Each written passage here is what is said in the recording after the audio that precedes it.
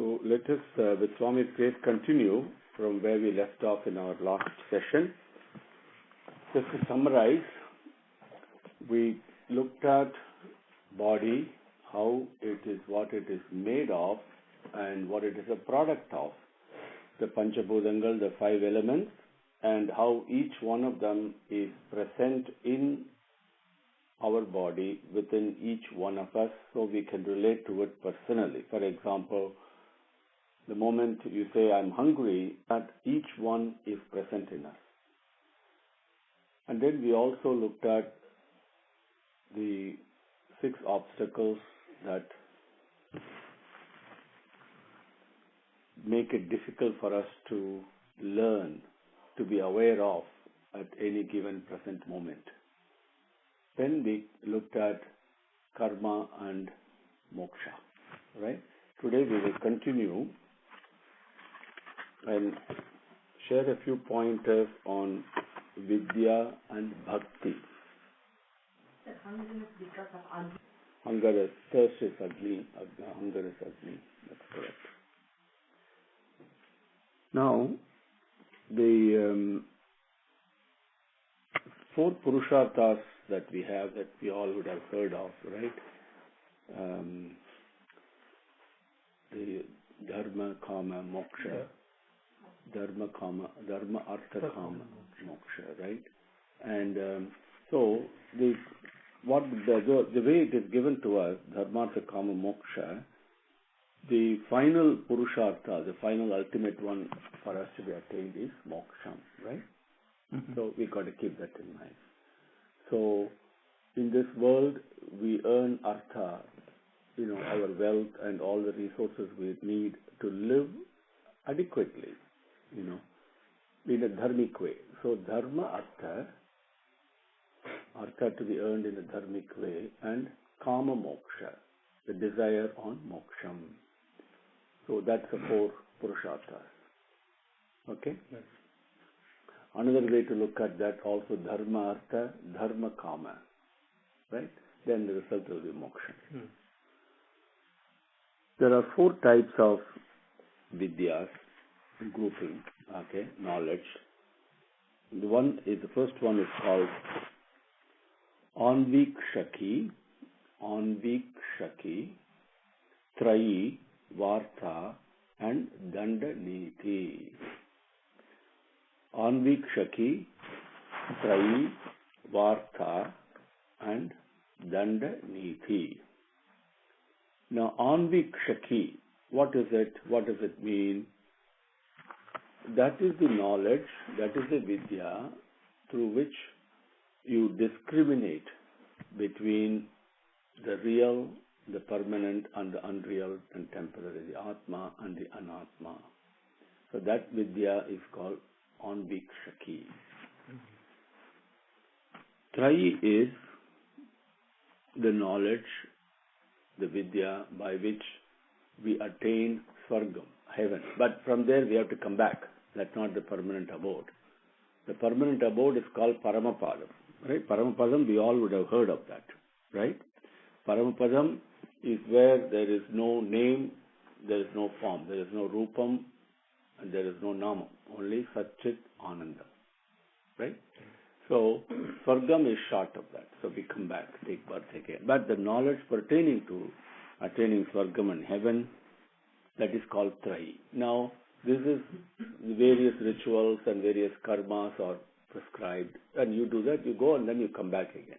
That Bhagavad Gita Swami also cautions. Yes, there is that, but then you come back. So there is something else beyond it, from which, that is Paramapadam, from which there is no return. Right? So that is Anvikshaki. And this is Trayi. And Varta. Varta is pertaining to our living here, like, agriculture, knowledge pertaining to agriculture and various other things. We manufacture so many things, right, in order to sustain ourselves. Now, Dandaniti is the knowledge, the Vidya, that a ruler of a kingdom has to have. Any ruler of a society, that he has to rule and conduct and manage the society according to certain rules and also protect it against its enemies. So those are the 4 Vidyas, very briefly. And there are 4 types of people who adore God. Okay, one is what they call the Vijas, Munis, Alpa Buddhis, and Viditatmas. Vija, Muni, Alpa Buddhi, and Viditatma. Vija is, we know. Vija means, we think it's Brahmin, but what actually it means is twice born. Vija, born twice. What does it mean? The first birth we take in a physical form.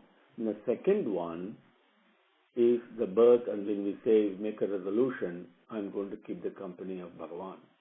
That's the time actually a birth takes place. And Swami says, what is your birthday really? We celebrate so many birthdays. That's meaningless. The day on which the body came out of mother's womb is not really a birthday.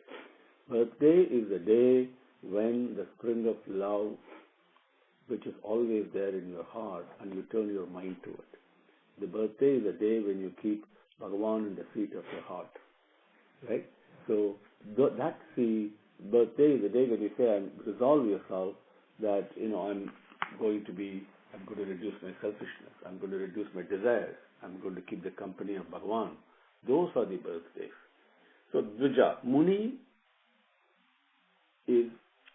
or those people who have recognized and have become aware of this ocean of love that is present in their heart, who have cognized it. Those are Munis. Alpa Buddhi means dull-witted. Dull-witted are those people who require images, pictures, some other representation of Bhagavan's beauty and glory in order to concentrate on Him. The people like us. Okay? And then the Viditatma are those people who see the oneness everywhere. Those are the Viditatma. Now, naturally the question comes, who's the greatest among the 4? We immediately think Alpa Buddhi means, no, it is not great. No, it is not like that. Every one of these 4 is great in the level that he or she has reached. Okay, very important to keep it that way.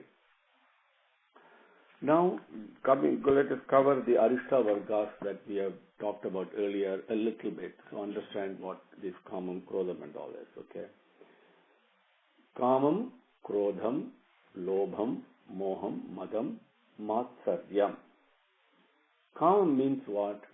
Basically, desire for wealth, for property, for honor, for status, for power, position, reputation, children, to have children, right? So on and on and on and on. Any desire that attaches to this world in which our senses interact, that is Kama. That is desire. Krodham is, probably we have talked about this, is unfulfilled desire. That's what Krodham comes from. When you have a desire, when you have Kamam, and when you're afraid, when the fear comes in that a desire may not be fulfilled, or it so happened that desire has not been fulfilled, with the fear from that gives rise to Krodham, anger. Lobham.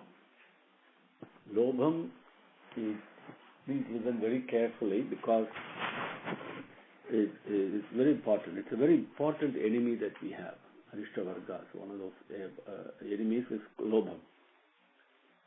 Lobham means you have a certain determination in your mind that no one should partake even iota of the wealth that I have earned and that I have got. And there are people who think like that. We call them miser, so many things we have, right? But that is lobham, is the determination, oh no, I can't, nobody else should come and touch this, right? And In addition to that, even when there is times of challenge and distress and all that, this determination is such that it tells that person that whatever that person has got in terms of wealth, property, whatever, those should not even diminish even by the slightest amount, even when that person is suffering. Okay, that is lobham. Okay, to be avoided. Moham. And moham simply, there's so many ways, attachment and all this. Look at it, this very simple. Is the feeling, the so-called delusion, right? That says some people are closer to me and some people are not. So I like the people who are closer to me and I try to please them and I keep a few others away.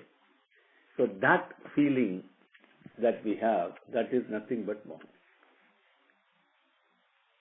Okay? Then Kamam and moham.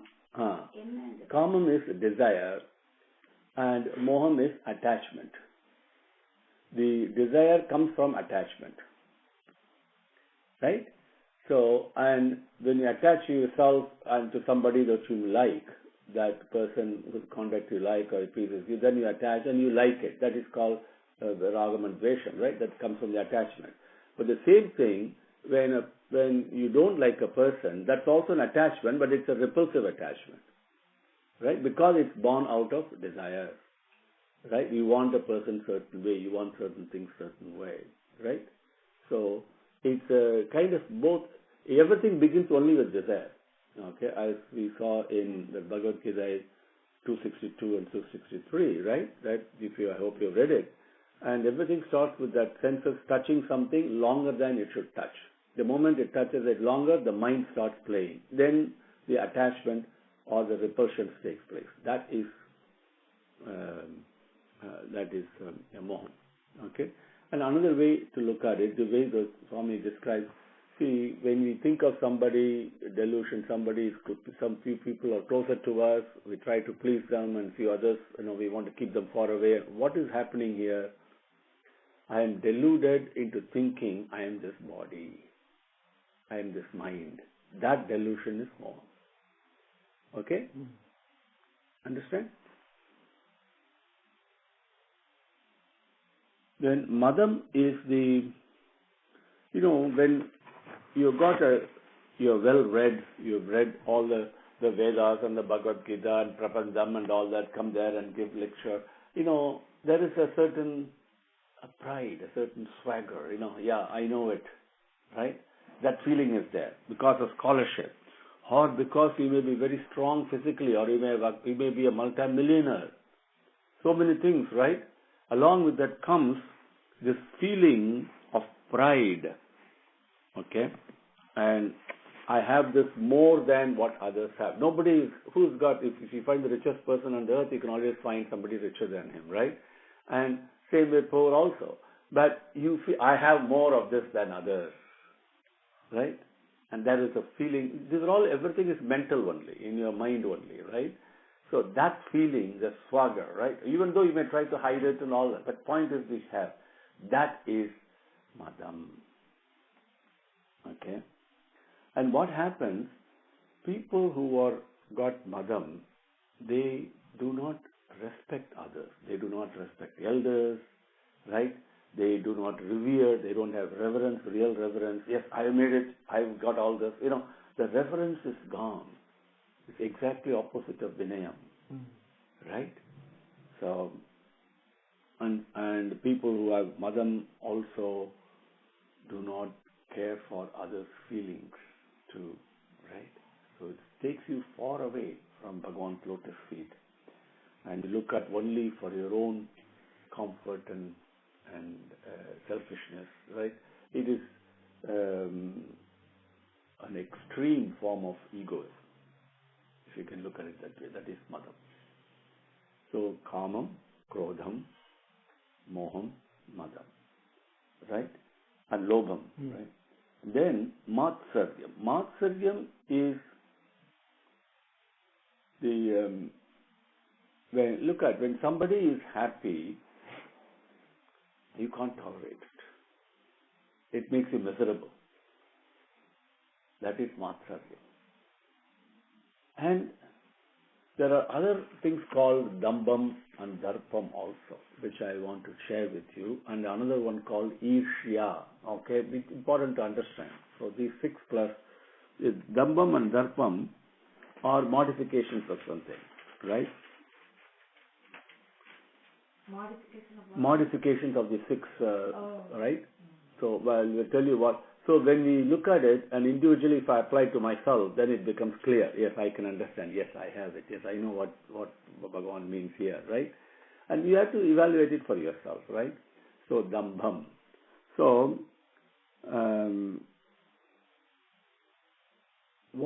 sometimes some people, what prompts them to give lots of money in charity and conduct a big yoga and call everybody and then they sit there wearing nice, this silk dhotis and angavastram and all that, and all these things goes on, right?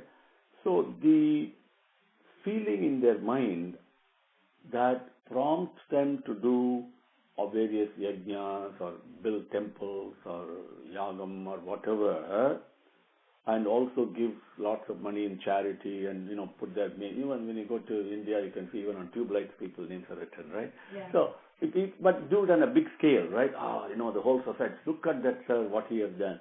They do all this in order to win the applause of the world. That is Dambam. I've given the silver door here for this temple, everybody knows he has done. That to win that feeling in that person's mind, to win the applause of the world, they do this. That is Dambam. Now, Darpam is the pride that haunts you when you are rich and happy.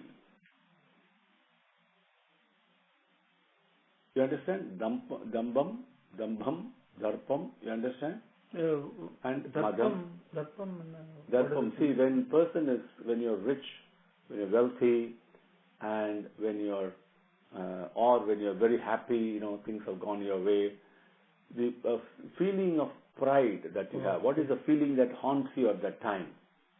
Right? It is, one must really, only when you detach from your wealth mentally, even though you may have wealth, right, the Janaka did, then only you will not have the Darpam. Otherwise, when you're not, when you're attached to all the wealth you have, it's impossible not to have the feeling, yes, I have got it, that pride is there. And then you may go and try to serve and all that, but then what motive, with what motive you serve becomes important. Then there is another one called Irshya. This one is the feeling in us that says, when I am suffering from something, when I've got some problems, when I got some misery and I'm suffering quite a bit, I want others also to suffer like that. That feeling is called Irshya.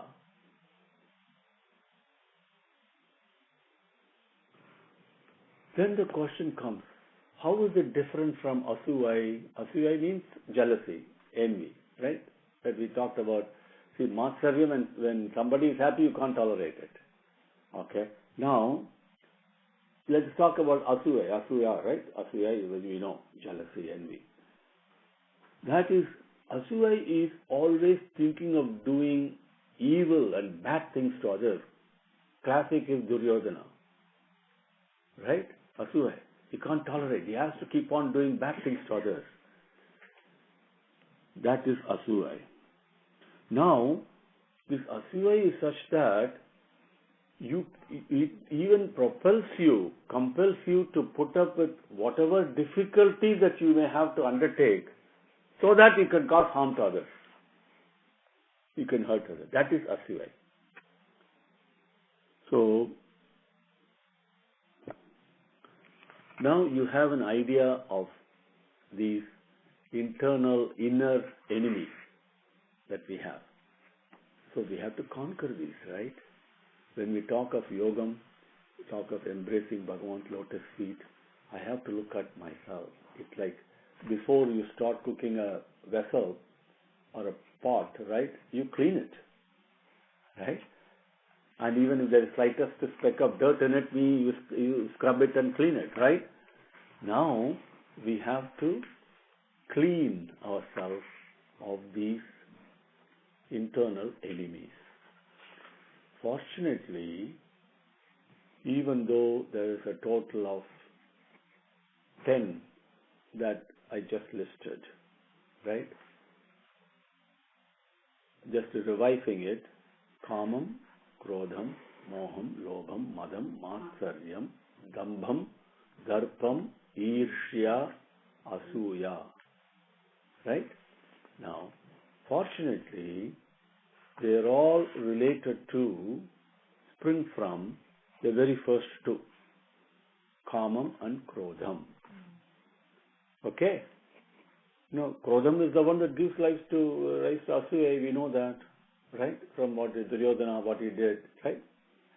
Now, fortunately for us, the krodham springs from kamam only. So, if I manage my desires, automatically I manage all the other internal enemies. And what does managing desires mean? Right? We have a PhD level explanation of how a desire originates, right? And then how it grows, right? All those things we know.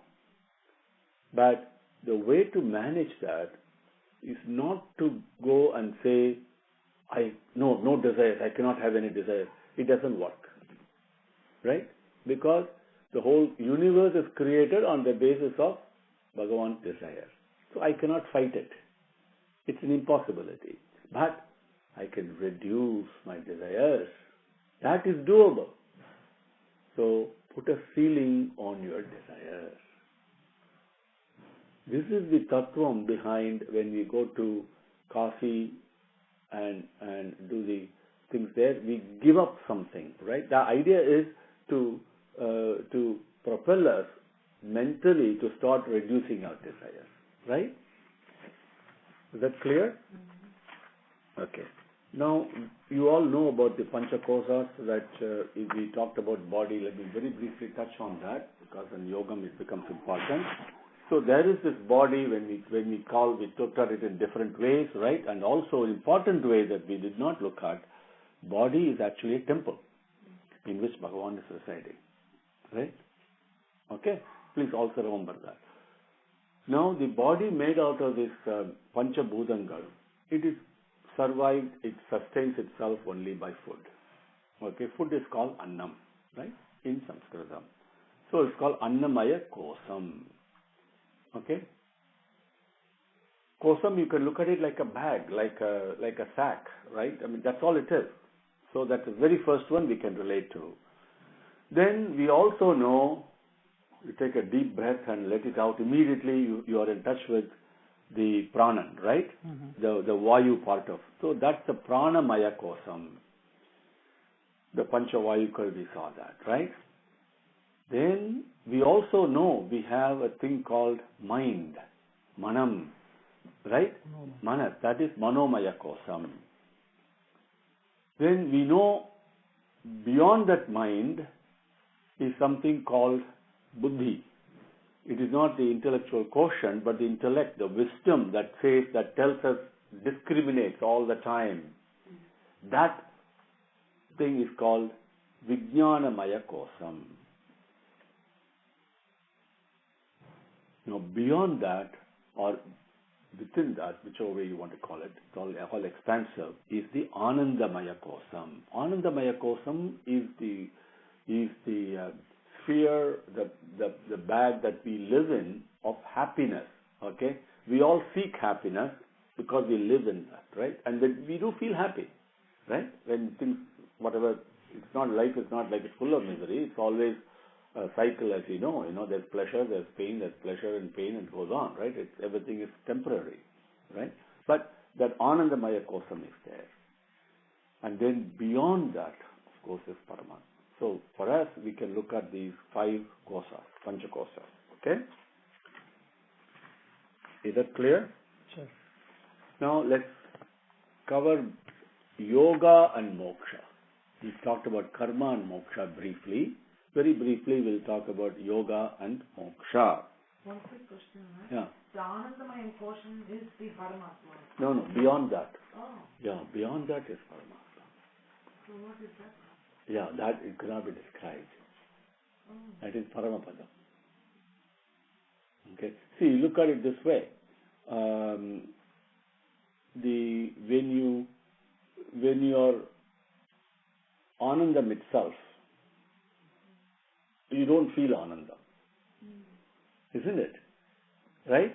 When you're, if you look at air itself all around, okay? Air is air. Can it have any taste about it? When you are Anandam itself, there is no experience, there is no bhavam. That is why bhavaditaya, we say that, right? It is beyond all the bhavangal, right? But, remember we talked about this earlier. If you look at an ant going to a lump of sugar, why? Because there is sweetness in the ant and sweetness in the lump of sugar. If there is no ant and there is no sugar, sweetness is the only one that is there. What is there for it to experience? But when I experience the sweetness, I am separate from the sweetness. Now, Anandamaya Kosam, when I am experiencing Anandam, I'm still not merged with Anandam yet. Right? You understand? So that is Paramatma is beyond that. That brings us to the next question very nicely. Because the first question that student asked when in the year, but I said, when I am experiencing Anandam, I made that statement. Who is this I? So, is it I experiencing this Anandam and misery and everything else? So we say, oh, I got so much trouble, sir. Who is this I? That's the next question was asked. So that I is experiencing this joy and grief and everything else? Absolutely not. That's what we just talked about, right?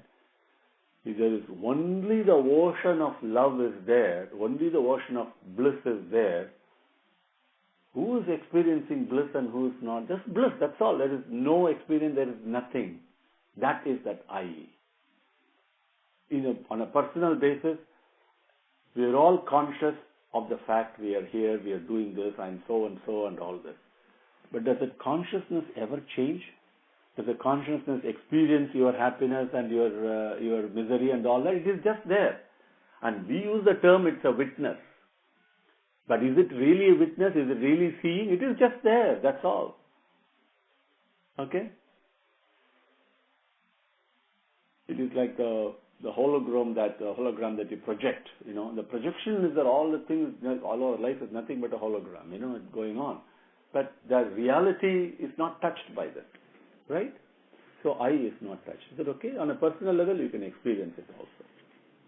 Even though we're not able to describe or capture it, we know it is there. Correct? So right? who is witnessing? That is Paramatma. The I, when you say, I am so and so, you think yourself as a body. You think yourself as the mother, the wife, the sister, so many things. But you don't think of yourself as I. Who is this I? That is what Ramana Maharshi pursued, right? And that is Paramatma.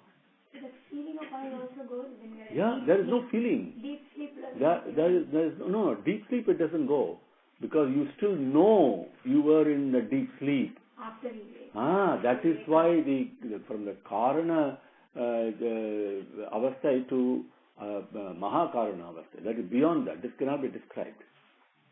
See, remember, going back just quickly, in deep sleep, you know you were there, right? Even though you're not able to remember, recall anything, but the knowing aspect is there.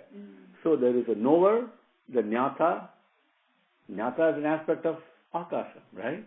So the jnata is there, and jnayam is there, and jnanam is there. The three, no. All the three are, there is no knower also, there is no experiencer. Okay? So, that is that I.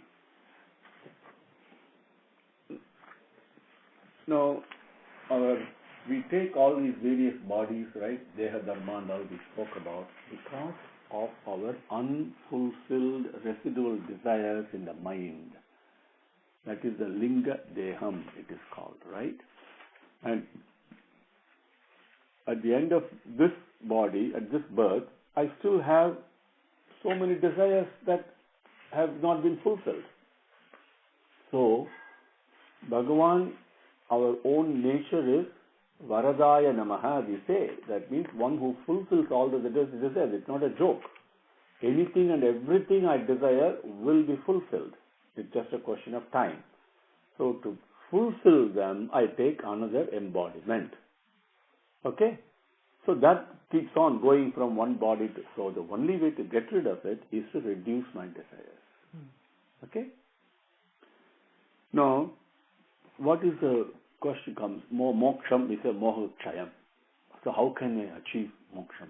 We say, dharmartha kama moksham. Okay, fine. How do I achieve moksham without... That means moha-chayam means there is no delusion. That means the feeling of separation from Bhagavan, from myself is not there. I still think of God or Bhagavan as separate from me. Right? That feeling of separateness must go away. That is moksham, right? How to achieve it? Only through Vidhya.Jnana. But the common that we have, remember everything in Bhagavan's creation is a trap or a tool. Nothing is wasted. Common desire is also not wasted. We waste it by desiring the wrong things. But the moment I use that as a tool, then I desire Bhagavan himself. Absolutely right. That's the only desire we must have. Okay. And then that will take us to a stage where the desire itself goes away. That is another thing, another issue. But point is, that's the way we should channel.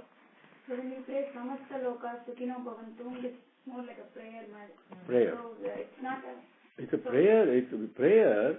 The interesting thing is, the world is Sukham only. The world is perfect. Universe is perfect.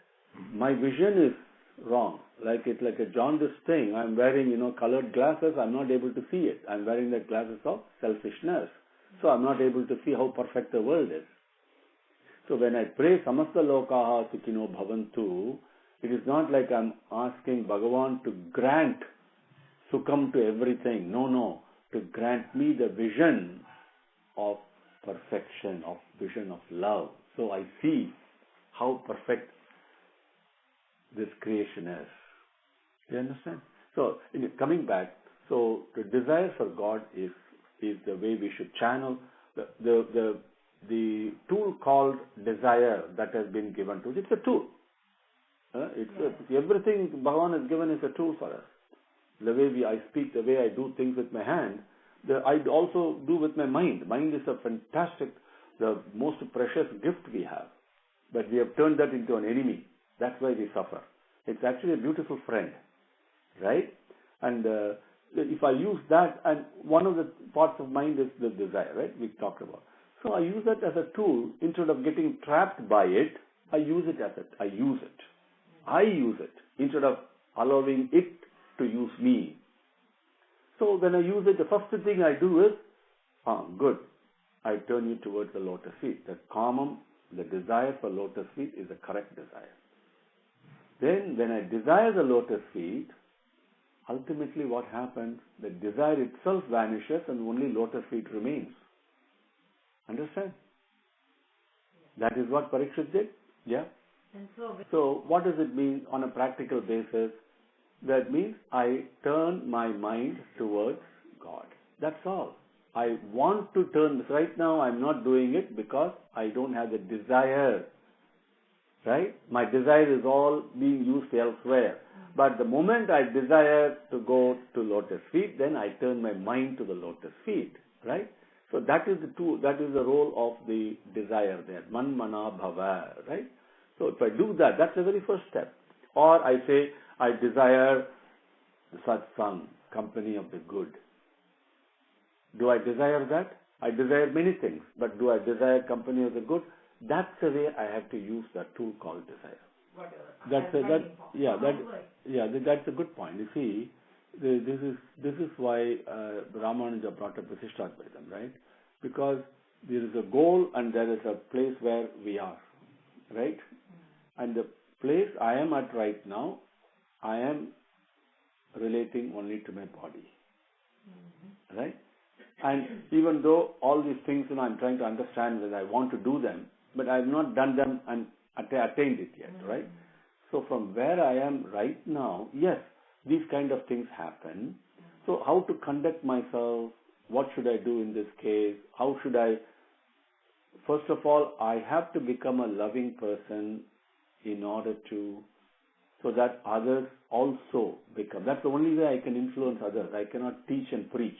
It will not work. Only through my conduct, if I control myself and do the proper sadhanas, I become peaceful. Then somebody comes and relates to me. They are also peaceful. If I am loving, automatically they will be loving. No. So that's the only way I can do. I have to speak the truth. If I want my children to speak the truth, I must speak the truth. Then they realize, right? That's the way I have to conduct myself, only through example. And yes, the question always comes in, at what time do you interfere, do you intervene, at what time do you keep quiet?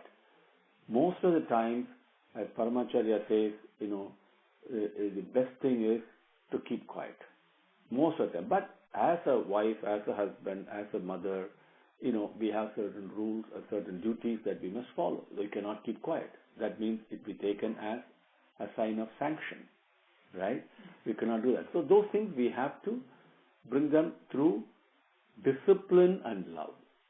Okay? See, discipline, that's a duty, right? Discipline, duty, there are 5 Ds that are important, right? So if I do that without love, it is deplorable. If I do what I'm saying with love, it is it's acceptable. Okay? So we can do that, but we must be firm.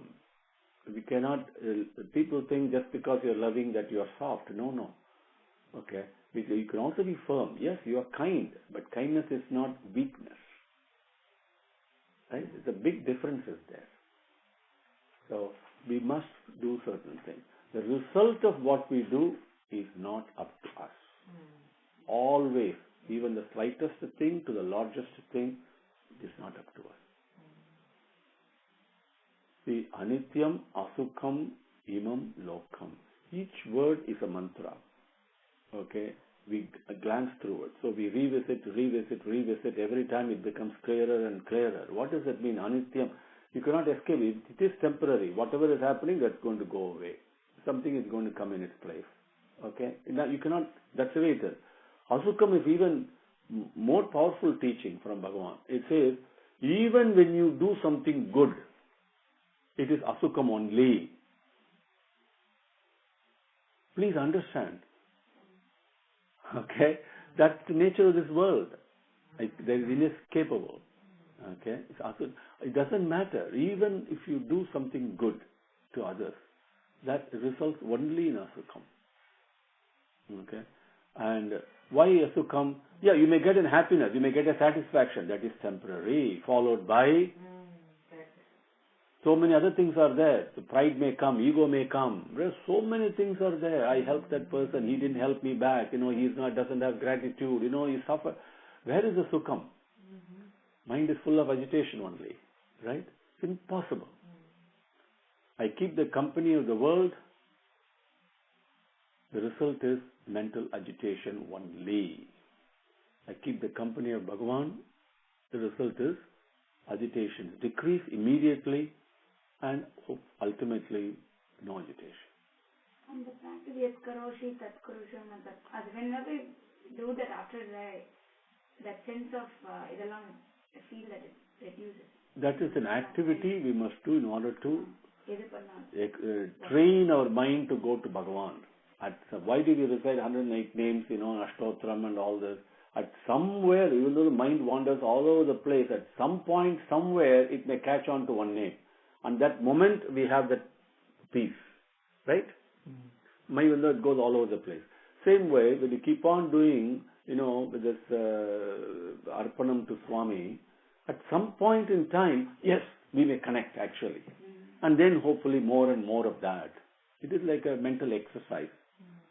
Right? Okay? people on the phone okay? Any questions, you can ask me anytime. So now, now the moksham, they say moksham is attained only through jnanam. The jnanam is what we talk about that, right? Tad viddhi, pranipatena, pariprasnena, sevaya. That's beautiful. I mean, one of the most very powerful teachings from Bhagavad Gita, if you look at it, okay? You know, upadekshayanti te ajnanam, pantidaha samadarshinaha is what Bhagavan says. See, what the teacher, what a guru doesn't give you jnanam. He just removes the ajnanam from you. He just removes your ignorance because you yourself are full of jnanam only. It doesn't have to come from outside. Nobody can give it to you. It is within. But the Guru removes it. That jnanam, that in the field, I'm the one I'm thinking I'm separate from God. Nobody else. I'm thinking. Only I have to remove it. And to facilitate, to help me remove this, Guru comes and shows the way. The important thing is, so moksham is attained through jnana. Next question comes. So, but Swami, some people say you attain moksham through yoga. We're going to Patanjali Yoga Sutra is going to talk about that, right? So attaining moksham through yogam. So then, yeah, that's also true. You can attain moksham through yogam also. But then, which is the better name? Should I go through jnanam or yogam to attain moksham? That you see, both are good and both are important, right? But you cannot travel on both roads at the same time. They're two different roads, but reaching the same goal. You have to, but you select the road that you want to go after according to your characteristics, your desires, your promptings, your natural impulses, right? And some people are completely involved in prakriti, nothing wrong. That is one more form of yogam there that you will see. Another person may be interested in going through all the scriptures and going through an inquiry that way, nothing wrong. Okay? But at the same time, whatever is naturally suitable to you, you take that. Then the question is, but the jnana acquired by yoga or is yoga acquired by jnana? Listen very carefully. Then, yogam actually gives you the jnanam. The jnanam is what? Jnanam is the absence of the feeling of separation from God. That's all. Right? And that is achieved through yoga, through that experience. Then the moment that feeling comes, then attain moksham. Now there one step is there. Remember, I promised to cover that for you. If you go back to Bhagavatam and Parikshit, you listen very carefully. There is a stage where you come to the stage called amanaska. That means absence of mind. Absence of mind means absence of desires. Where there is no desire present, that's the question you are asking, that is called amanaska stage. You still feel separate from Bhagavan. At that point, when before Sukamunivar narrated the story of the birth of Krishna to Parikshit, Parikshit was at the stage called amanaska. That is as described by the other rishis who were present there. They said, oh, the king has now given up all desire. He is amanaska now. That's what they say. Right? Now, at that point, still the separateness from Krishna was there in Parikshit's mind. That's why he tells Sukamuni, Swami, please tell me that nectarine story of the birth of Krishna. I want to hear it. That feeling of separateness was still there. Only when the story was narrated and concluded, that is when the snake bit him on his right toe.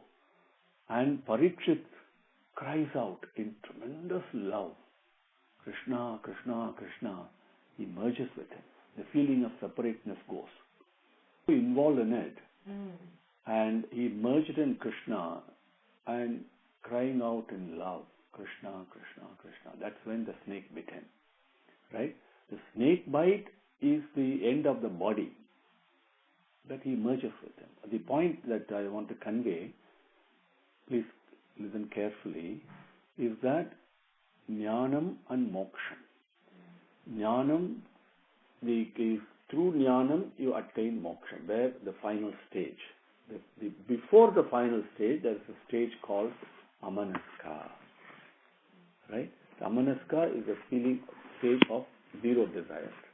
But still the knower is there. The story of Krishna getting bound to the mortar. And then you all know the story, and how his mother Yasoda comes there, and how she actually sees these two angels, two Gandharvas, paying homage to Krishna, right? And taking his permission so they can go back home. And in next second, she sees this. Next second, she gets, oh my God, my child is hurt, and she is dying, lying here, on the trees and among all the leaves and all that. She immediately goes and, oh my God, are you hurt, and all this. Now, Parikshit, the difference between probably most of us and Parikshit is, Parikshit was not hearing it as a story. We are hearing it as a story. How great it is. We give certification to the story. Oh, what a great story it is. No. He was living that moment. Like the way Kulasekara Alvar was. Okay? And because he was living that moment, he was living there. He was right there. And he was not a... So immediately, how is it possible that my mother asked like this? She just saw the divinity, experienced the divinity, and next moment she goes like this. Then Sukamunivar explains to him, that is mind. That is moham. It attaches itself to the body and thinks it is mine. This is mine. Because of that attachment that Yasoda had, right, to her body, which made us feel that Krishna is her son, she fell back. That was the final education, teaching from Sukamuni. That is the final teaching from Sukamuni. The moment he said, Parikshit being so ripe that he was, immediately he said, makes it very clear. From this moment onward, my attachment is gone. Because the lesson given to him was, Parikshit, you are crying all the time for Krishna's stories and to want to be with Krishna's company everywhere. But you have not given up your attachment to your body and mind, that you think you are Parikshit. That was a lesson given. And when the lesson comes from a powerful rishi, powerful sage, a Brahma rishi, Bhagavan himself, it comes automatically, it will sink in. And immediately, attachment is given up. The moment the attachment to the body is given up, where is the desire in the mind? Where does the desire come from? Only because of attachment to the body. The moment it is given up, it became an amanaska. And the most deserved receptacle for the most nectarine story, narrated by none other than Sukamuni himself, who is always immersed in that. Panditaha Samadarshinaha. So, it is not a joke, that is not a story, it is not something people open books and people attend and make merry, in the name of Bhagavatam, and then do all the other functions and the food and festivities and go home. No. This is the most nectarine glories and stories. But I must also be qualified, competent to receive it. I must make myself pure. Okay? So the impurity comes only from selfishness. The more selfish I am, the more impure I am. Simple. The less selfish I am, the more pure I become. The less impure I become. Simple algorithm. So when I achieve purity, automatically Bhagavan will be with me. Right? So that's how we merged. Merged means in this case, we talk of the body being bitten by the snake, but Parikshit, as we call as a Jivatma or whatever it is, became one. That yogam took place. Okay? So, Sukamuni learned all this from his father or by reading? Yeah. Sukamuni, from birth itself, he was always in yogam, always oneness. There is no feeling of separateness for him. He never felt separate from Bhagavan. This is the beauty. The feeling of oneness, the same way the Chatvaris, the four rishis, Sanaka, Sanatana, those four rishis there, when Brahma created them, they could not feel separate from Bhagavan. So they said, we cannot do the job you're asking us to do, to go and procreate the world. I'm sorry. That's why they remained as Muni Kumaras. Four. Like that, Sukamuni, from birth itself, was always in Brahman. That is, always with Bhagavan. He had no feeling of consciousness of his body, nothing. Always nothing but an embodiment of selfless love. That's what Sukamuni was. But even for him, he himself says, even for me the stories of Krishna is so attractive because of its nectarine sweetness. Parikshit is asking the question, if you are like that, how come you are attracted? He says, the beauty and attractiveness of Krishna is such that I was wandering in the forest. You cannot see him. Sukamuni must be phenomenally fortunate to Bhagavan's blessing for him to come and bless you. And when I was wandering, here he was my father. The father means in this case he uses the word my father in Bhagavatam. My father means not his father, father of this body. Right? That's what it means. There is no minus or I-ness to him, Please don't fall into that trap. And people may give long discourses on this, pros and cons. Please, it's nothing like that. Then, Vyasa Muni was narrating the story on the glories of Bhagavan as commanded by Narada. And he had a few disciples. He has finished all the Mahabharatam, Vishnu Sahasranam, all those things are done. Okay, that's why Vaisampayana was there. We say Vaisampayana Vacha, learned from his father. That's how we know. Then, when he started narrating Bhagavatam, the stories and glories of Krishna, which is endless, he himself says, even if 1,000 Adiseshans come, and with their 1,000 mouths they recite the glories and stories of Bhagavan for time immemorial, for infinite amount of time, you still cannot complete it. But you don't need to complete it. All you need to is to taste one drop.